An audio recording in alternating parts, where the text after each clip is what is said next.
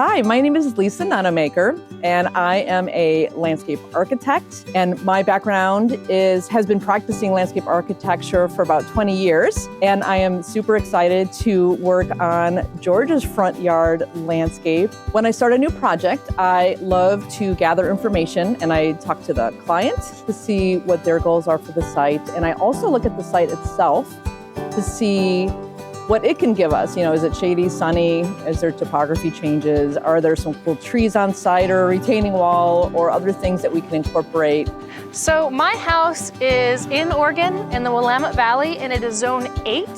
It is north facing, so we do have a bit of shade towards the front of the house, but as you get further away, it gets awfully sunny here. We are really lucky that in zone 8, we can grow a lot of plants. So I'm really looking forward to seeing what we can do with this garden. So I'm always thinking about the space definition first. And then the next thing I like to do is figure out how we can use plant materials to define those spaces.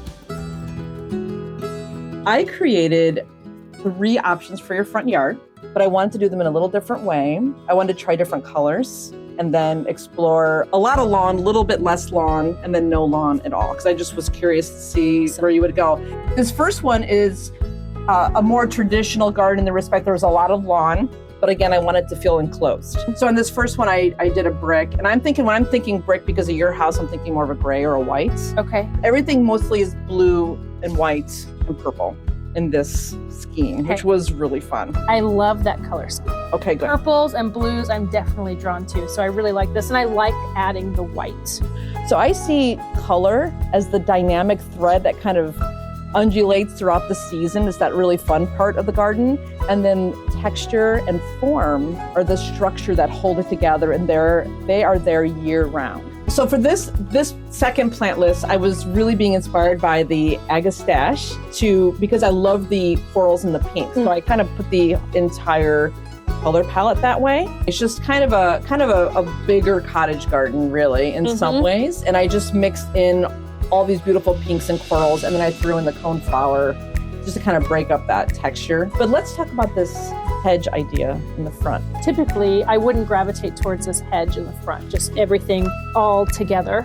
But I can see why you designing this idea of the room and blocking that off. It's sort of intriguing to me, and I can see that I think once it's planted, I would really like it. And I really like that you put it as dragon prints, cryptomeria, because I love that. Oh, nice. Yeah, good. so I am intrigued by this idea. Okay, good. And I would definitely keep that hedge low enough. All you're trying to do is create that edge to your space. So when you walk into it, now it's this really cool garden. You know, my background's in design, and yes, I can design spaces, I can find the plants, lay them all out, but because I'm in a different zone than George's house is in, I'm going to rely on her expertise of horticulture, her expertise of plants in zone 8.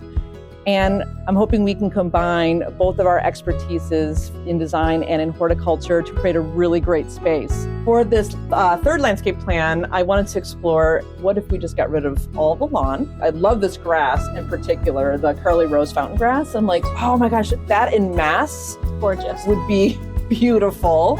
And then just having beautiful pops of perennials popping out of it. Yeah, I love the idea of having milkweed in the garden. I also love, all of this sort of like agastache. And I agree, the curly rose is a beautiful grass. I love your yard because you have that like shady look. Looking at this plant list is so funny to me because half of it is very like the hydrangeas, the ferns. And then the other side are these more meadow, sun-loving plants. But that's how your yard is. Like you have that split. And that's very common for a lot of people. They have a little bit of sun and a little bit of shade in the same spot. I didn't know what you thought, if this was shady enough. Oh, I love this. I love the idea of bringing ferns in. It just adds to all the like the texture and that sort of like mix. Okay, good. That I love. There's so many options. And you know, we decide not to do lawn. I mean, we can explore a lot more mixed border type ideas where we're putting in a lot more diversity. I think we can do some really cool things with that. My biggest source of inspiration is being able to visit other gardens. When you can actually be in a space and see what it feels like in terms of scale, nothing beats that. So I am so super excited about working on your yard, and there's so many cool things here. And one of the things is I love this new fence. And you had talked about maybe adding a vine. Yeah, here, I would love some sort of vine up here. I think it really brings up that cottage feel. And I know we talked about bringing the path from maybe moving these side paths to the middle of the sidewalk or around there, and when maybe narrower here. And then in this area, I know today we've been hearing a lot of cars go by.